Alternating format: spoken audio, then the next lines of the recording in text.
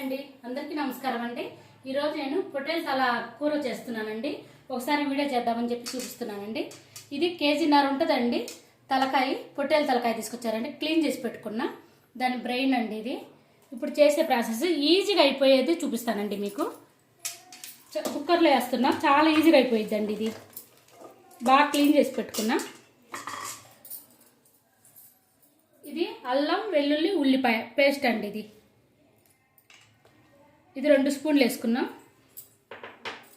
ఇది కొబ్బరి paste 1 spoon వేసుకుంటున్నా. కారము తినేదాన్ని బట్టి వేసుకోండి. నేనైతే 3 స్పూన్లు వేసుకుంటున్నానండి. కొంచెం దీనికి టేస్ట్ రావాలంటే ఉండాలండి. నాన్ వెజ్కి కొంచెం ఎక్కువ పట్టిద్ది. పసుపు,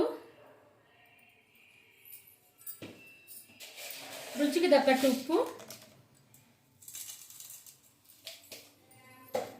ఇది చెక్క, లవంగాలు, ధనియాలు వేయించి పొడి చేసుకున్న పొడి అండి. 1 స్పూన్ సరిపోతుందండి. ఆముదము కంపల్సరీగా ఆముదం వేస్తానండి. నేను తలకాయ కూరకి కంపల్సరీగా పడాలండి. నీసు వాసన పోవాలంటే ఇది ఆముదం వేసుకోవాలి. నూనె అండి, 1 గరిటె సరిపోతుందండి. నూనె ఎక్కువ ఆయిల్ పట్టదండి, అది సరిపోతుంది. మొత్తం కలిపి వాటర్ పోసి పెట్టుకుందామండి. అంతా ఇది కలిపి వాటర్ పోసుకొని కుక్కర్ పెట్టేద్దాం స్టవ్ మీద. ఇదిగోండి వాటర్ పోసాను, సరిపడా వాటర్ పోసుకున్న. బ్రెయిన్ కూడా వేసానండి. 5 విజిల్లు రానిద్దామండి. 5 విజిల్లు వచ్చిన తర్వాత కొత్తిమీర వేసుకొని దింపుకుందామండి. ఇదిగోండి స్టవ్ మీద పెడుతున్నా. 5 విజిల్లకి ఇదిగోండి ఉడికిపోయింది. నేను 5 విజిల్లు రానిచ్చుకున్నానండి.